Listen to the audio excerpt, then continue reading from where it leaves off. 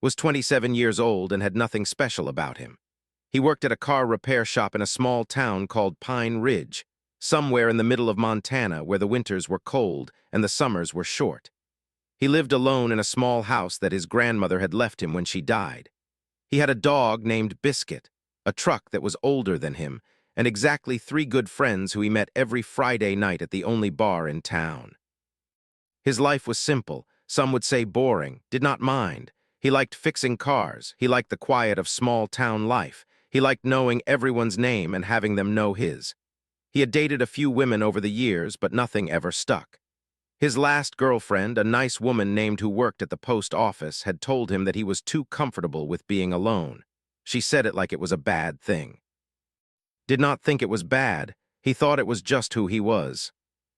The night everything changed started like any other Friday.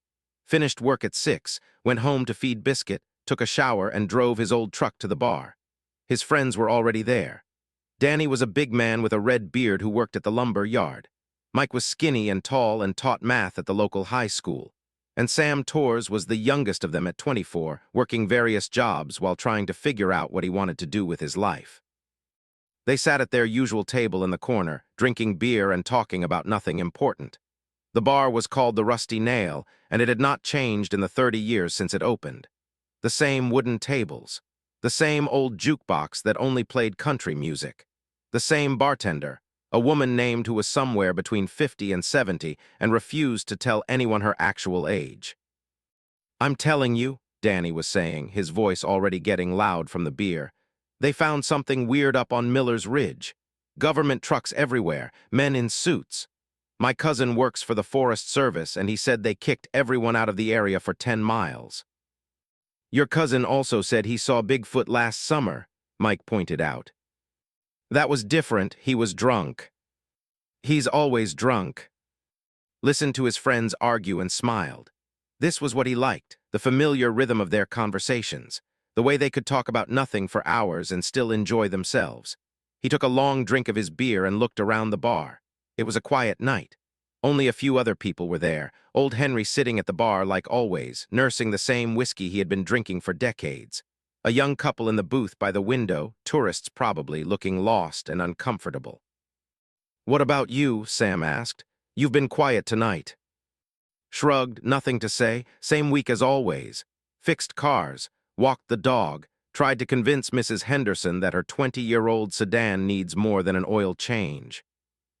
"You need to get out more," Danny said. "Find yourself a woman, settle down."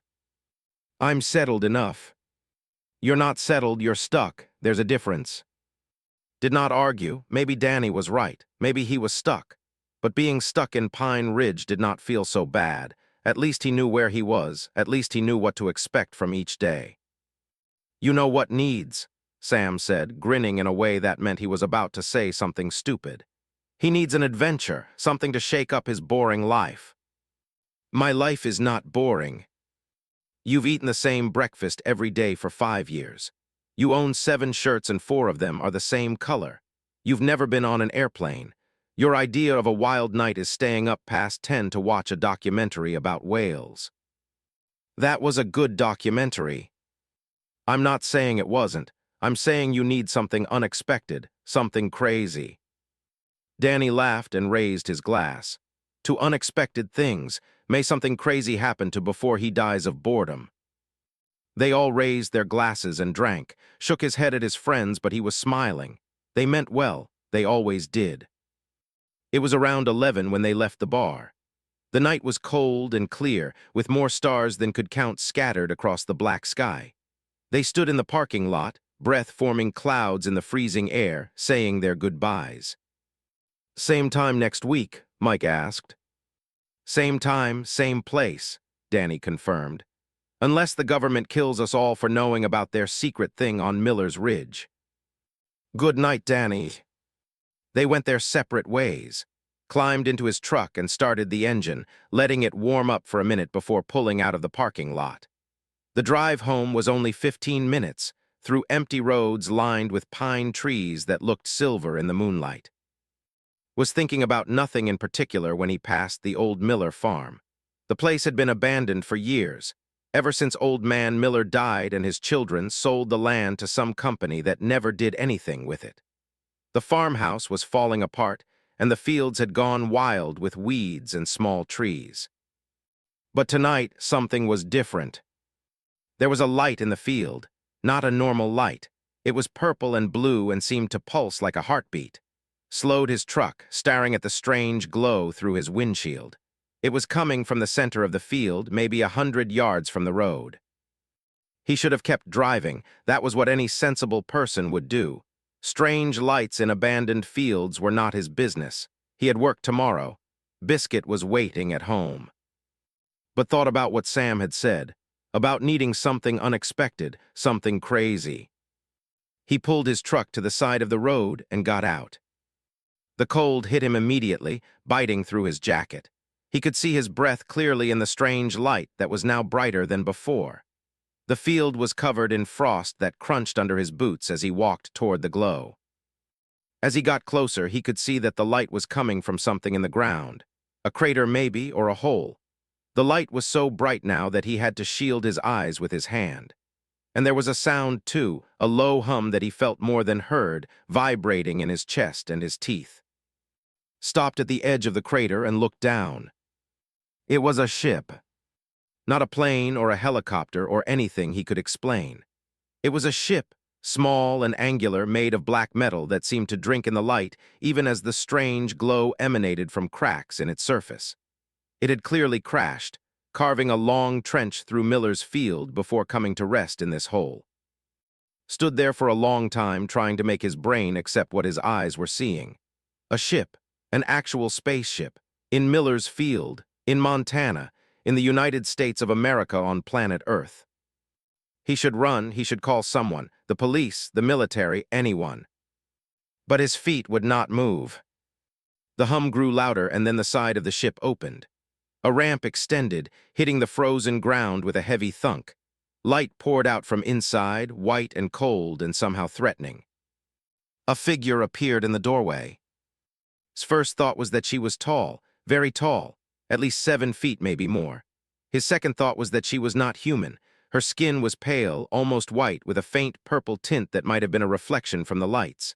Her hair was long and black and seemed to move on its own like it was alive. Her eyes were red.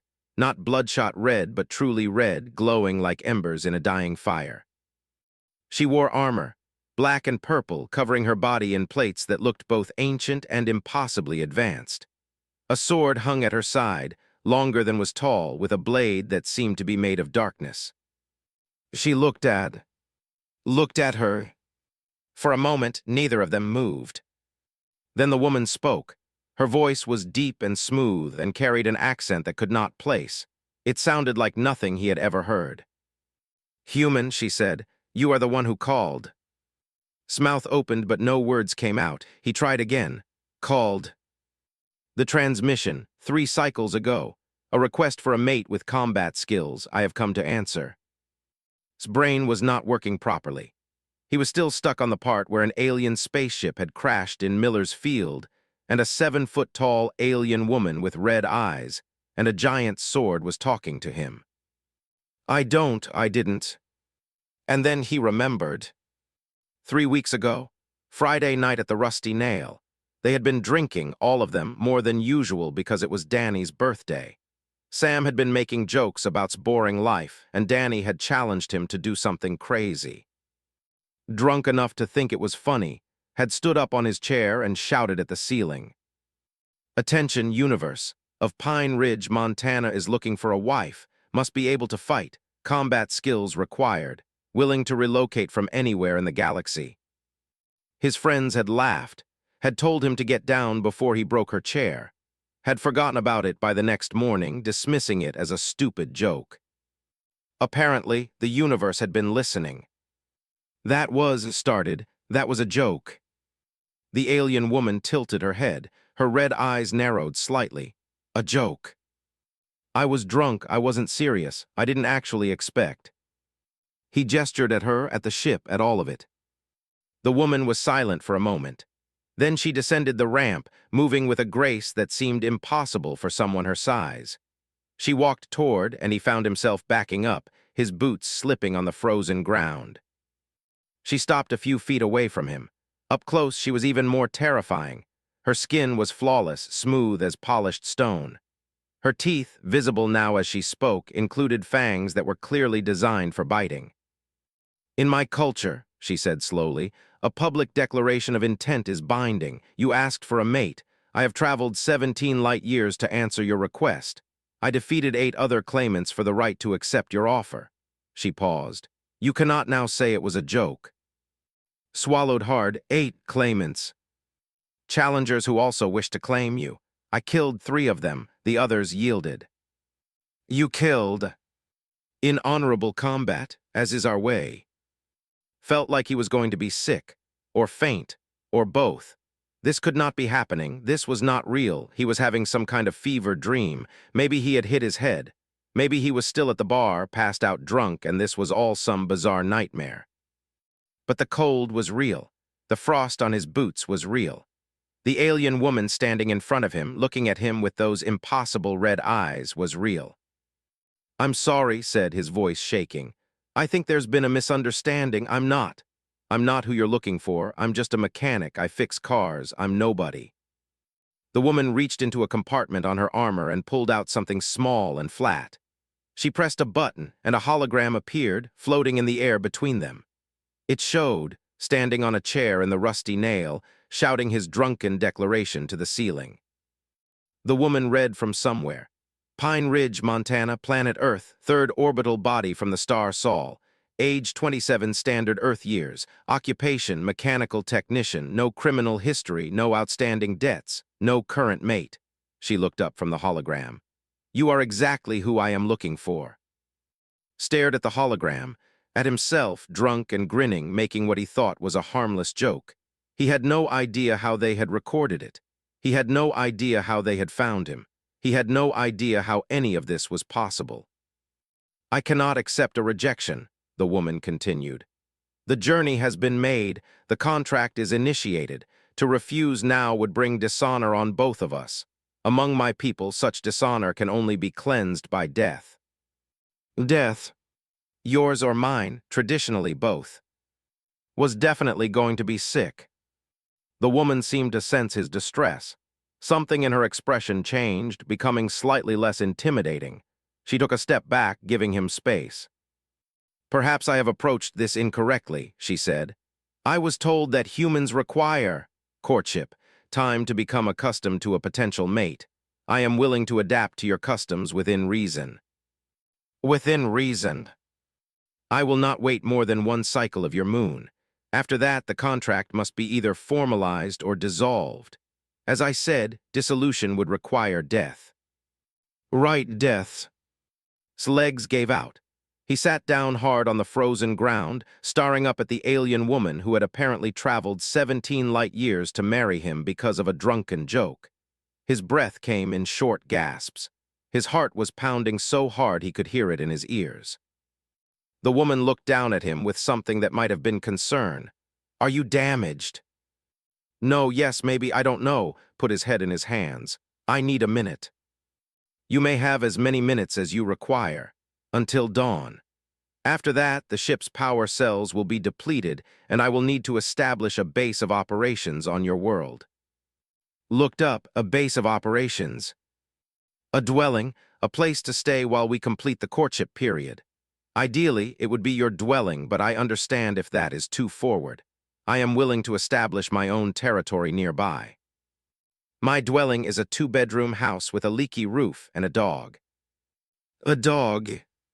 "A small domesticated predator. He's friendly." The woman nodded. "I have no objection to small predators. They can be useful for security." Laughed. It was not a happy laugh. It was the laugh of a man whose entire understanding of reality had just been shattered into a million pieces. He laughed until tears streamed down his face and his stomach hurt. The woman watched him with visible confusion. Is this a human expression of joy? "No," gasped. "This is a human expression of complete mental breakdown." He forced himself to breathe, to think, to somehow find a way to deal with this impossible situation.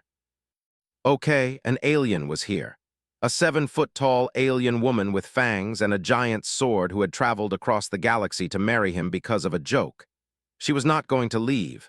She had apparently killed people to get here, and if he said no, she might kill him too. Was not brave, he was not adventurous. He was a small-town mechanic who had never been on an airplane, but he was also practical. He could assess a situation and figure out the best way to handle it. Right now, the best way to handle it seemed to be not dying. Okay, he said finally, getting to his feet. Okay, let's just slow down for a minute. Let's start over. He held out his hand the way he would if he was meeting anyone for the first time. The woman looked at his hand with uncertainty. You take it, explained. And shake it, it's how we greet each other. It shows we're not holding weapons. I am holding a weapon. It's symbolic. The woman considered this. Then she reached out and took his hand. Her grip was cool, almost cold, and strong enough that felt his bones shift. But she did not hurt him. She shook his hand once firmly and let go. I am, she said, Countess of the Crimson Court, daughter of the House of Shadows, third born of the Blood Queen, she paused. Among my people, these titles carry great weight. I understand they mean nothing to you. Countess repeated, so you're nobility. Yes. And you came here to marry a mechanic from Montana. Tilted her head again. It seemed to be something she did when she was thinking. Your occupation and status are irrelevant. You issued a challenge, I answered. That is what matters. A challenge? Your declaration, asking for a mate with combat skills. Among my people, such declarations are challenges. They say, I am worthy of a warrior, prove me right. Had not meant it as a challenge. He had meant it as a joke. But he was beginning to understand that his intentions did not matter here. What mattered was what he had said, and what it meant in an alien culture he knew nothing about. I need to ask you something, said, and I need you to answer honestly. I will not lie to you. Lies are poison. Okay, good, took a deep breath. What happens if I go through with this, if I agree to court you or whatever? What does that actually mean? Considered the question. The courtship period lasts 1 lunar cycle. During this time, we learn each other's customs. We demonstrate our worthiness to each other. At the end, if both parties agree, the bond is formalized. And if one party doesn't agree, then the courtship is dissolved.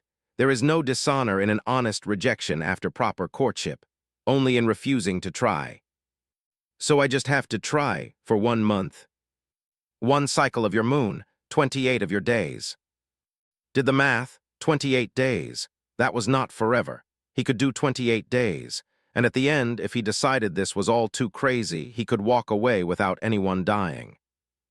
Maybe. What does trying involve? He asked. What do I have to do? You must allow me to stay near you, to learn your ways, to see if we are compatible. Paused. I must warn you, the courtship is not merely observation. There will be tests. Tests? Challenges to prove your worth as a mate. Physical, mental, emotional. Thought about his quiet life, his simple routines, his comfortable boredom. I'm not much of a fighter, he admitted. Combat prowess is only one form of strength. I have seen many warriors fall because they lacked wisdom or patience or adaptability. These qualities matter as much as skill with a blade. But you have skill with a blade. Lots of it, I'm guessing. I have trained since I could walk. I have fought in 3 wars. I have killed more enemies than I can count. Said this without pride, stating facts. But I have never had a mate. I have never found one worthy. Stared at her. And you think I might be worthy? A mechanic from Montana who has never been in a real fight in his life. You stood your ground when I emerged from my ship. You did not run. You did not scream. You asked questions instead of begging for mercy. His red eyes seemed to glow brighter. That tells me something about your character. Was pretty sure he had been too scared to run, not too brave. But he decided not to mention that. Okay, he said. Okay, I'll try 28 days. Nodded. There was something in her expression that might have been relief, though it was hard to read her alien features. Then the courtship begins. I will require a place to stay. Looked at his truck. Then he looked at who was over a foot taller than him and wearing armor that probably weighed more than his entire body. "I don't think you're going to fit in my truck." "I can follow on foot. I am faster than your vehicle." Decided not to question that. He walked back to his truck, got in, and started the engine. Through his mirror, he could see doing something to her ship. The lights went out and the craft seemed to sink into the ground, hiding itself.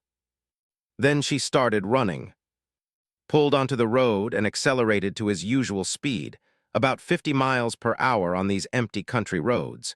He glanced at his mirrors. Was keeping pace easily, running alongside his truck with a stride that covered 20 feet at a time. She was not even breathing hard. Gripped his steering wheel and stared straight ahead. What had he gotten himself into? The drive home took 15 minutes. Ran the entire way without slowing down. When pulled into his driveway and parked in front of his small house, she was already there, standing by the porch as if she had been waiting for hours. The house looked even smaller than usual with her standing next to it. It was a simple structure, 2 bedrooms and 1 bathroom, with a kitchen that opened into a living room. The paint was peeling, and the roof needed fixing, and the garden had died years ago because never remembered to water it. Biscuit started barking from inside. The dog had heard the truck and was excited for it to come home. Wondered how he was going to react to a 7-foot-tall alien woman. "This is your dwelling," said. It was not a question. "Yeah, it's not much." "It is cozy." Was not sure if that was a compliment or not. He climbed out of the truck and walked to the front door, following behind him. Her footsteps were surprisingly quiet for someone so large. He opened the door and Biscuit burst out, a golden retriever with more enthusiasm than sense. The dog ran toward, then saw, and stopped dead. Biscuit was not a brave dog. He was afraid of thunderstorms and cats and the vacuum cleaner, expected him to turn and run. Instead, Biscuit walked slowly toward, sniffed her armored leg, and then sat down at her feet, looking up at her with adoration. Looked down at the dog. "This is your domesticated predator." "Yeah, his name is Biscuit." Biscuit reached down and touched the dog's head with one long finger. Biscuit's tail wagged so hard his whole body shook. "He has accepted me." "He accepts everyone. He's not exactly a guard dog." "No, but he has good instincts. He can sense that I mean no harm." Continued to pet Biscuit, her movements careful and surprisingly gentle. "I like this creature." Watched the alien countess petting his golden retriever and felt the absurdity of the situation crash over him again. But Biscuit seemed happy and seemed less intimidating somehow, more like a person and less like a weapon. "Come inside," said. "I'll show you around." The tour did not take long. Pointed out the kitchen, the living room, the bathroom, and the 2 bedrooms. One bedroom was his, messy with unmade sheets and clothes on the floor. The other was technically a guest room, but had become storage for boxes he never unpacked and tools he rarely used. Had to duck to get through the doorways. She examined everything with careful attention, touching objects and asking questions about their purpose. "This device," she asked, pointing at the television. "It shows moving pictures, entertainment mostly, news sometimes." "And this?" "A refrigerator. It keeps food cold so it doesn't spoil." "Efficient. We have similar technology, though more advanced." Showed her how the lights worked, how the faucets worked, how the toilet worked. Absorbed all of it without comment, though she seemed particularly fascinated by the shower. "You clean yourself with heated water." "Yeah, is that weird?" "My people use sonic frequencies for cleaning. Water is precious on our, but this seems..." She reached out and turned on the faucet, watching the water flow over her armored hand. "Pleasant." "You can use it whenever you want," said.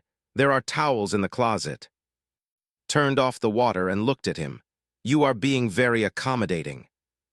"I'm trying to be a good host." "No, it is more than that." Her red eyes studied his face.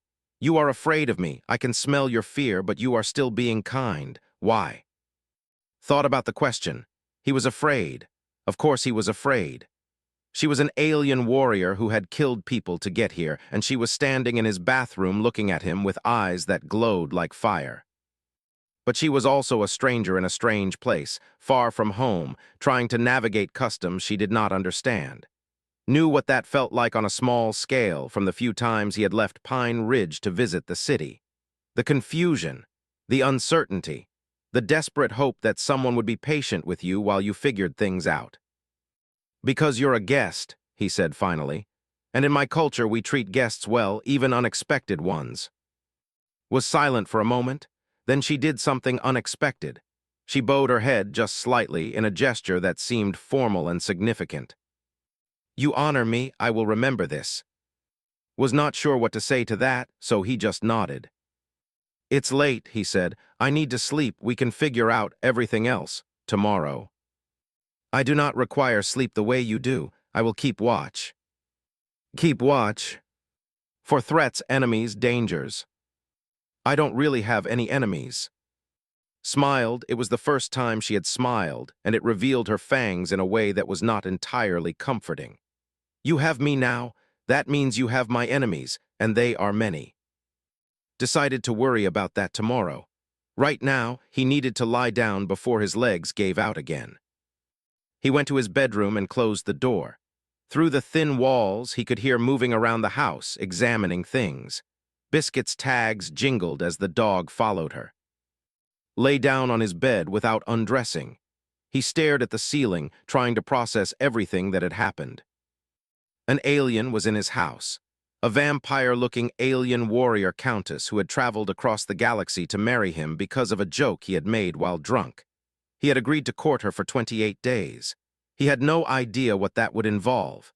He had no idea what tomorrow would bring. For the first time in years, had no idea what to expect from his life. It was terrifying. It was also, he had to admit, kind of exciting. Closed his eyes and eventually, somehow, fell asleep. He woke to the smell of something burning. Shot out of bed and ran to the kitchen. Was standing at the stove, looking at a pan that contained something black and smoking. She had removed her armor at some point and was wearing what looked like a simple black bodysuit. Without the armor, she was still tall and muscular, but somehow less intimidating. "I attempted to make breakfast," she said, not turning around.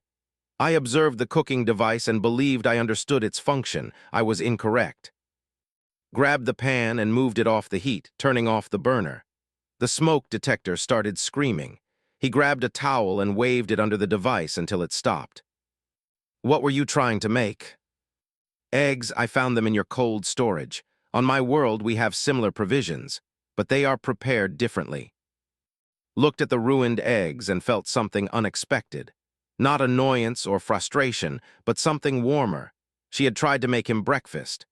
This terrifying alien warrior who had killed people to get here had tried to do something nice for him. "Here," he said, "let me show you." He got more eggs from the refrigerator and demonstrated the proper way to cook them. Watched with intense focus, as if he was teaching her a crucial combat technique rather than basic breakfast preparation. "The heat must be lower," she observed. "Yeah, eggs cook fast. Too much heat and they burn." "I understand. I will remember." Finished cooking and divided the eggs onto 2 plates.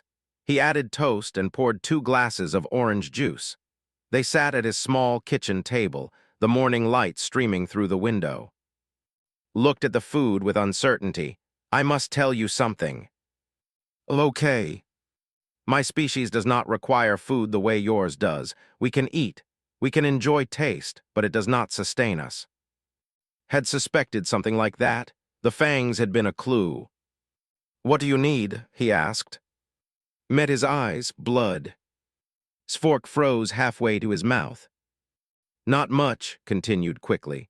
"A small amount once every few days. I have supplies on my ship that will last for several weeks. After that, I will need to find a source." "A source?" "On my world, there are animals bred for this purpose. Their blood is compatible with our needs. Here, I will need to find equivalents." She paused. "I will not take from humans without consent. That would be barbaric." Lowered his fork. "So you're basically a vampire." I do not know this word. It's a creature from our stories. Supernatural beings who drink blood to survive.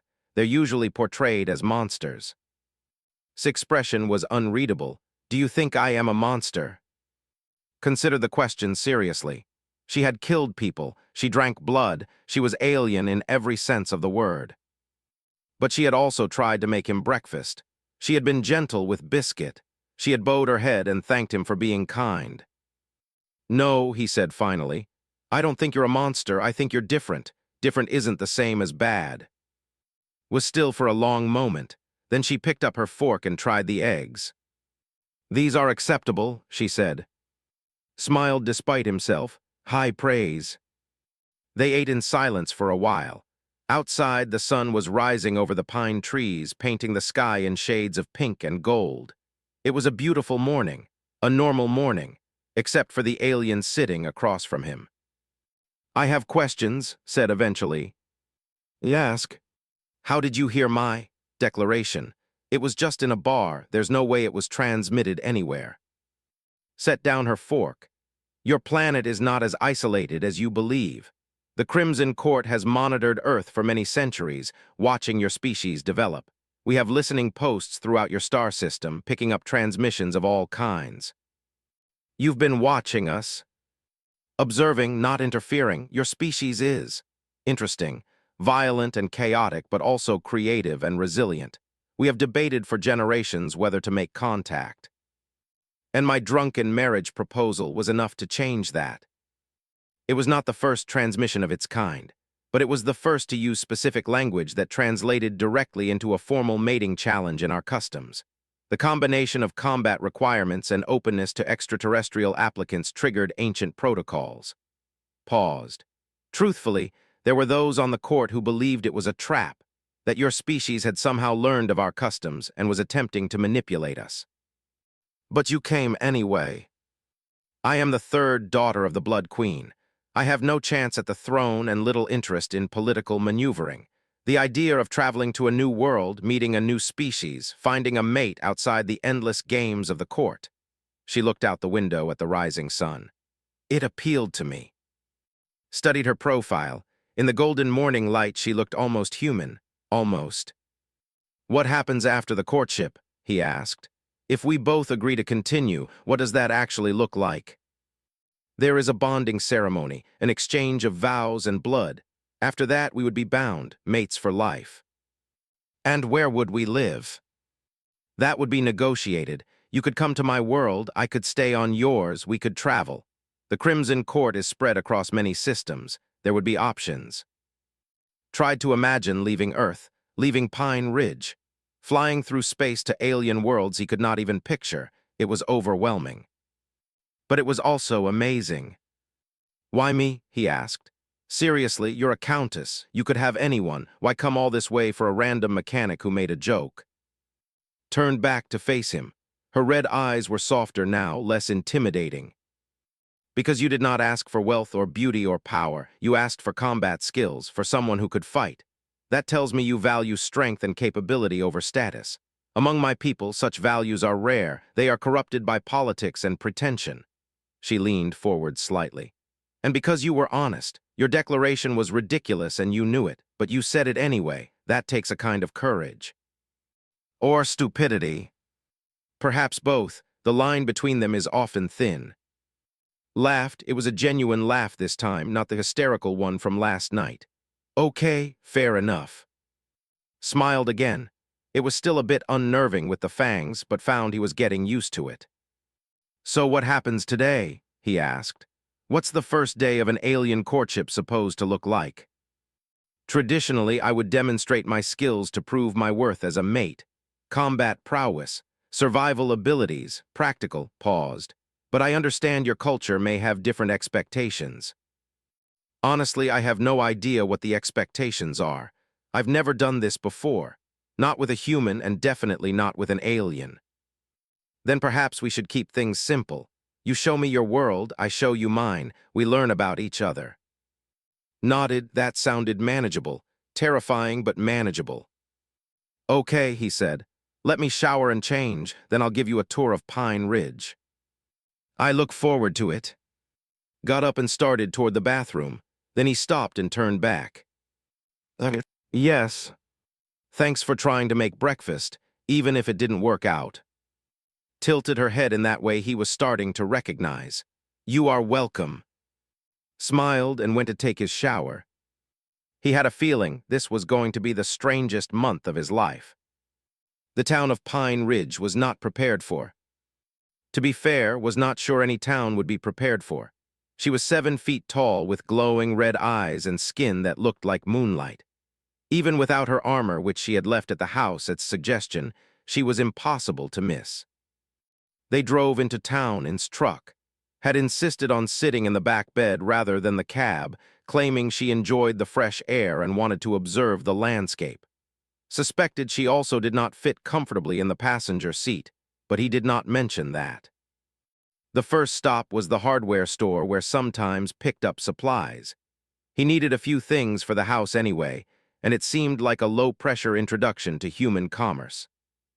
The owner, Pete Fisher, was behind the counter when they walked in. He was a heavy man in his 60s with a gray beard and a permanent squint from decades of working in poorly lit buildings. Morning, Pete said without looking up. What can I get you? Just some duct tape and a box of nails, and maybe some wood filler for the porch. Aisle 3 for the tape, aisle 5 for the nails, and I'll grab the filler from the back. Pete finally looked up. His eyes found and he froze. Stood in the middle of the store, examining a display of power tools with great interest. She picked up a drill and turned it over in her hands, clearly trying to figure out what it was. Pete said slowly, "Who is your friend?" Had thought about this. He had come up with a cover story during the drive into town. This is Val. She's a cousin from overseas. She's visiting for a few weeks. A cousin? Yeah, on my mom's side, the tall side. Pete looked at who was now testing the weight of a hammer. Where overseas exactly? Norway said. It was the first country that came to mind. She's from a very remote part of Norway. Pete did not look convinced, but he also did not ask more questions. In Pine Ridge, people generally minded their own business. If wanted to bring his giant, strange-looking cousin from Norway to the hardware store, that was his affair. Gathered his supplies while continued to explore. She was fascinated by everything, asking quiet questions about each item she encountered. She wanted to know how the measuring tapes worked, why there were so many different types of screws, what the purpose of sandpaper was. Answered as best he could, which was actually pretty well. He had worked with tools his whole life. He knew this stuff. Your knowledge is impressive, said as they walked to the counter. On my world, specialists handle construction and repair. Individuals are not expected to know these skills. Here, a lot of people do their own repairs, especially in small towns. Can't always afford to hire someone. I see, self-sufficiency is valued. Yeah, pretty much. Pete rang up the purchases, still eyeing nervously. That'll be $14.53. Paid and they left. Outside, the main street of Pine Ridge spread before them. It was a quiet street with a few shops and restaurants and the town's single stoplight. A few people were out walking, doing their morning errands. Everyone stared at. She did not seem to notice, or if she did not care. She walked beside with her head high, examining everything with curiosity. Your settlement is small, she observed. Yeah, only about 3,000 people live here. On my world, that would be considered a minor outpost, barely worth acknowledging. It's home. Looked at him, you say that with affection. I grew up here, everyone knows everyone. There's no traffic, no crime, no stress. It's boring, sure, but it's peaceful. Peace is not boring, peace is precious. Those who have seen war understand this. Thought about her words as they walked. She had mentioned fighting in 3 wars. He wondered what that had been like, what she had seen, what she had done. They passed the coffee shop and the general store and the small park where kids played on old equipment, asked questions about everything. Why were the streets paved? Why did the buildings have so much glass? Why were children allowed to play unsupervised? answered as best he could, explaining things he had never really thought about before. It made him see his town with new eyes, noticing things he had always taken for granted. They were passing the diner when the door opened, and Danny stepped out. Danny stopped dead when he saw. His mouth fell open and his coffee slipped from his hand, splattering on the sidewalk. Danny said slowly, "What the hell?" Sighed, he had known this was coming. "Danny, this is Val. She's my cousin from Norway." "Your cousin?" "Yeah." "From Norway?" "Yeah." Danny looked back at. "Does this have anything to do with that thing you yelled at the bar a few weeks ago, about wanting a space wife?" Felt his face get hot. That was a joke. "Uh-huh," Danny was still staring at. "So this is just a coincidence. Your super tall, weird-looking cousin from Norway showing up right after you asked the universe for an alien warrior bride." Spoke for the first time. "I am not from Norway." Danny's eyes went wide. "I knew it. I am from the third moon of the planet in the system. I am Countess of the Crimson Court, and I have come to answer's mating challenge." There was a long silence.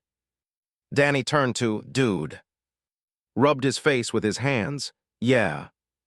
"An actual alien?" "Yeah." "An actual alien who came here to marry you, because you asked the universe for a warrior wife while drunk?" "Yeah." Danny was quiet for a moment. Then he started laughing. Not the frightened laugh of someone confronting the impossible, but the genuine, delighted laugh of someone who had just heard the best joke of his life.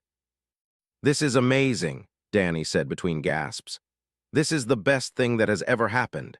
You absolute idiot, you summoned an alien wife with a drunken bar speech. I have to tell Sam and Mike. I have to tell everyone."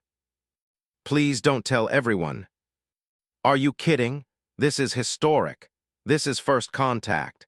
This is the biggest news in human history, and it happened to my boring friend who never does anything interesting." Watched this exchange with what appeared to be amusement. "Your friend is enthusiastic." "My friend is going to get me in trouble." Danny finally controlled his laughter. He wiped tears from his eyes and took a deep breath. Okay, I have so many questions. First, do you have a spaceship? Second, can I see it? Third, are there more of you? Fourth, what's the deal with the eyes?" Danny interrupted. "Maybe we could do this somewhere private." Danny nodded rapidly. Right, yeah, my place is just down the street, come on." He led them down the sidewalk at a pace that was almost a jog, and followed, with matching pace despite her much longer legs. Danny's apartment was above the bakery. It was a messy single room with a bed in one corner and a kitchenette in another. Clothes were scattered everywhere, and the sink was full of dishes. "Sorry about the mess," Danny said, not sounding sorry at all. "Sit anywhere or stand. Standing is fine." Sat on the edge of Danny's bed. Remained standing, her head nearly touching the ceiling. "Okay," Danny said, rubbing his hands together. "Tell me everything. Start from the beginning. Don't leave anything out." He told him about finding the ship in Miller's Field, about emerging with her declaration, about the courtship period and the contract and everything else. Danny listened without interrupting, which was unusual for him. His eyes kept darting too, as if confirming she was still real and not some elaborate prank. When finished, Danny was silent for a long moment.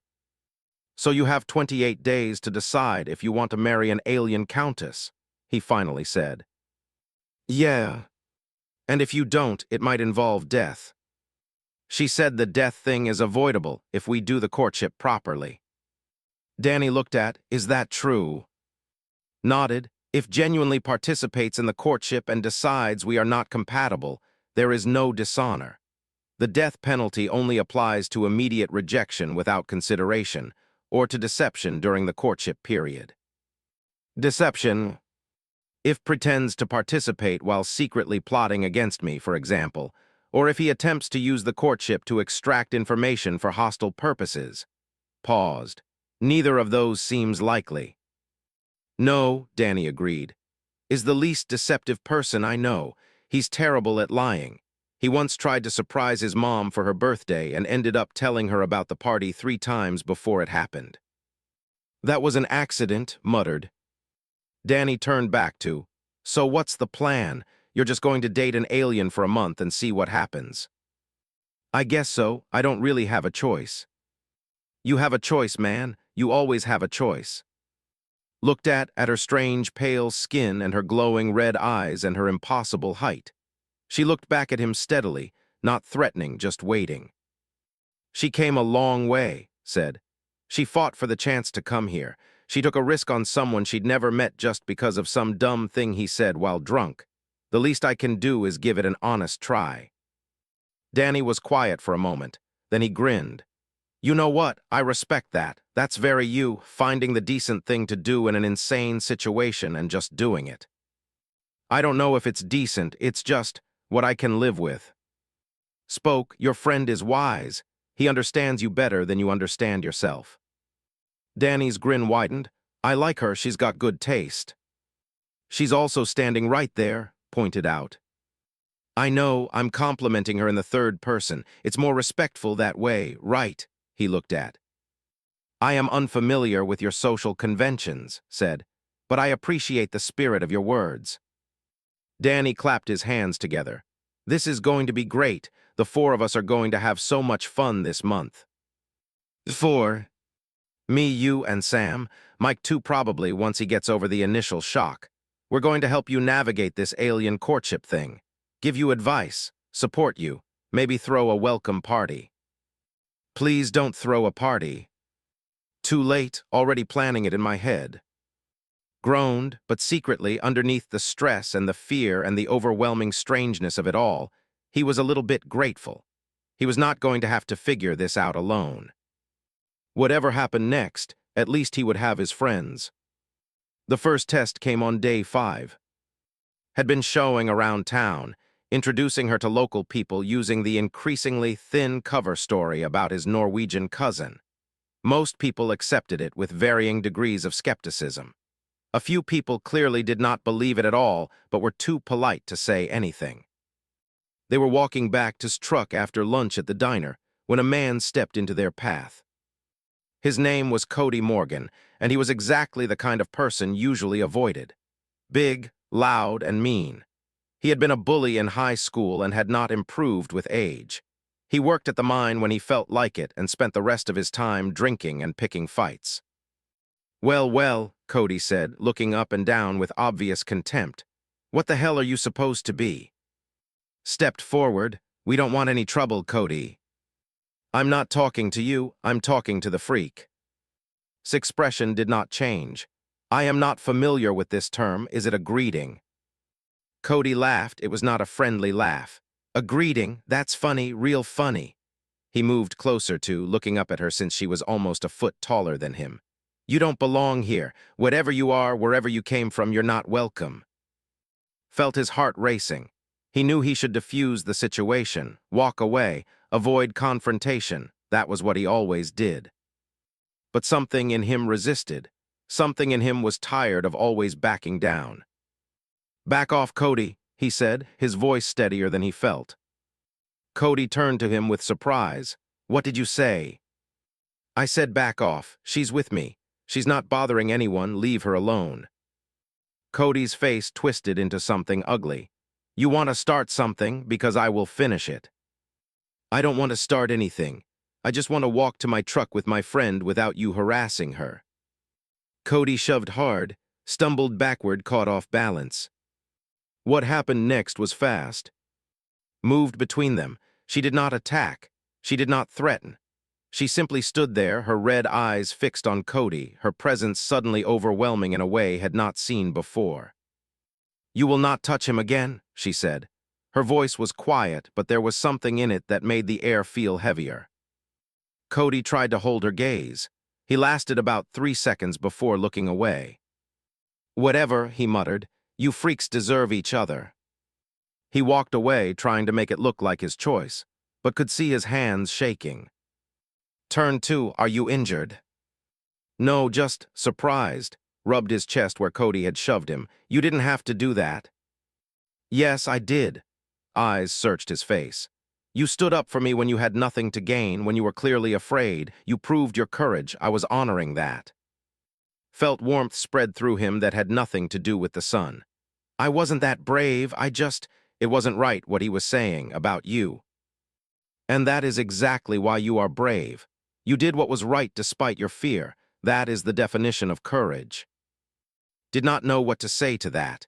No one had ever called him brave before. No one had ever looked at him the way was looking at him now, with something that might have been admiration. That was the test, wasn't it? He asked. The first one.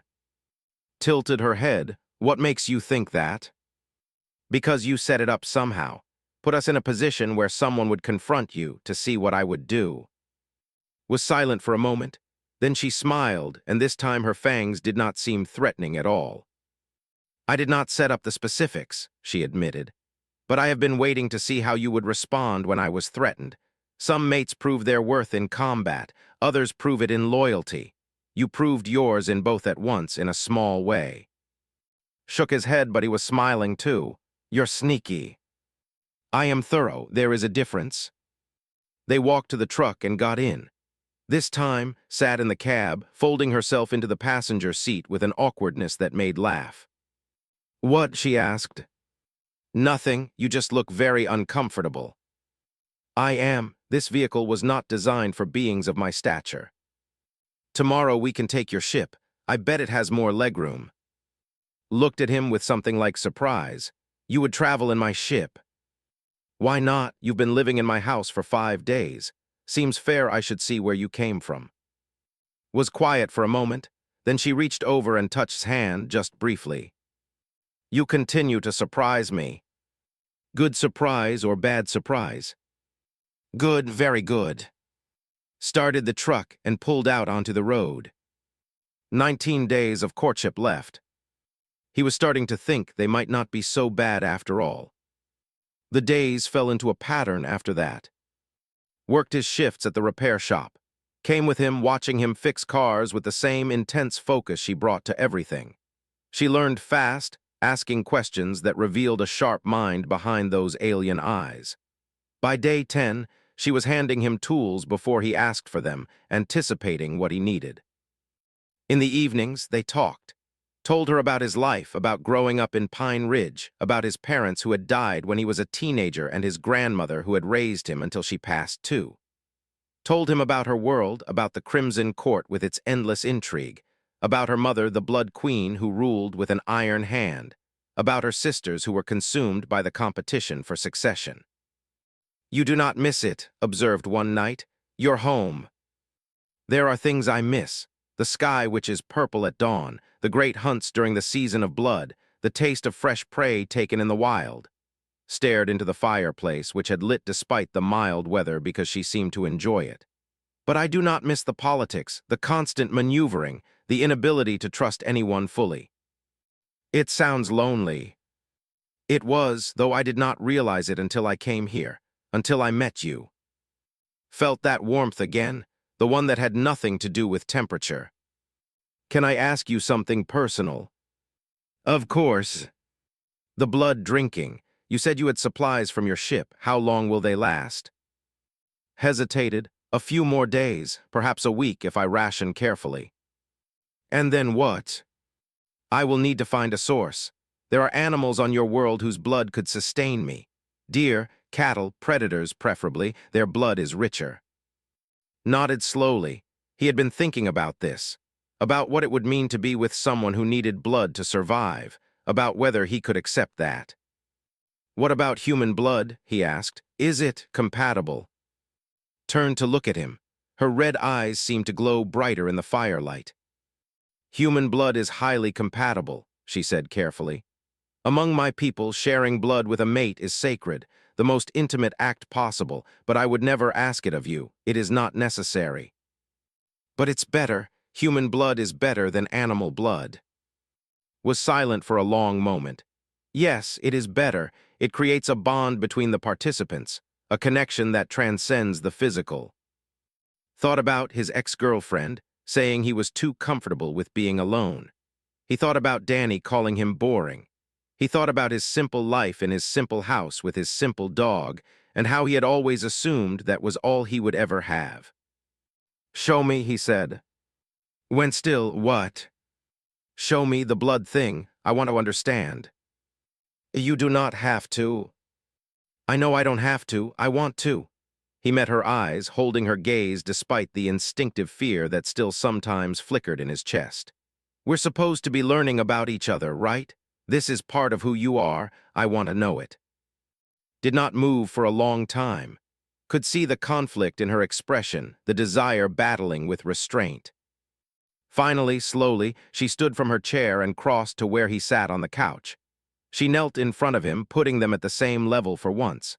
Her face was inches from his. "It will not hurt," she said quietly, "but it will feel strange, intense. My venom has properties that enhance the experience. It can be overwhelming." "I trust you." The words came out before could think about them. But once they were said, he realized they were true. He did trust her. Somehow, over the past 2 weeks, this alien warrior who had traveled across the galaxy to marry him had become someone he trusted. Lifted her hand to his face, touching his cheek with cool fingers. Her skin was always cool, he had noticed. It was not unpleasant, just different. "I will take only a small amount," she said. "From your wrist, it is the traditional place for first sharing." Offered his wrist. His hand was trembling slightly, but he did not pull away. Cradled his wrist in both her hands, handling it like something precious. She looked up at him one more time, giving him a final chance to change his mind. Nodded. Lowered her mouth to his wrist. He felt the sharp points of her fangs, felt them break the skin, and then... It was like nothing he had ever experienced. There was no pain, just as she had promised. Instead, there was warmth, spreading from the place where she had bitten, flowing up his arm and through his body. It was like being wrapped in sunlight, like sinking into a hot bath, like every good feeling he had ever known concentrated into a single point. And underneath the warmth, there was something else. A presence. A sense of another consciousness touching his, not invading but sharing. He felt echoes of some emotions, her loneliness, her hope, her growing affection for him, unexpected and tender. He felt how she saw him, not as boring or stuck, but as steady and kind and brave in small ways that mattered more than grand gestures. The feeding lasted only seconds, though it felt longer. Lifted her head, her lips stained red, her eyes glowing brighter than he had ever seen them. She licked his wrist and watched with amazement as the wound closed, healed by her saliva. "Are you all right?" she asked, her voice rough. Was breathing hard, his heart was racing, but he was smiling. "I'm amazing," he said. I don't have words for that." His expression softened into something almost vulnerable. "Neither do my people. It is beyond language, it simply is." She remained kneeling in front of him, still holding his wrist, and realized that something fundamental had shifted between them. The courtship had been abstract before, a strange situation he was navigating as best he could. Now it was real in a way he had not anticipated. He was starting to actually fall for her. This impossible, terrifying, beautiful alien who had crossed the galaxy, because of a joke, was becoming someone he genuinely cared about. Someone he could imagine a future with. "How many days left?" he asked. 12. 12 days to make a decision that would change the rest of his life. Looked at her strange, pale face and her glowing red eyes, and realized that the decision was not going to be as hard as he had expected. "I think," he said slowly, "that we might actually work."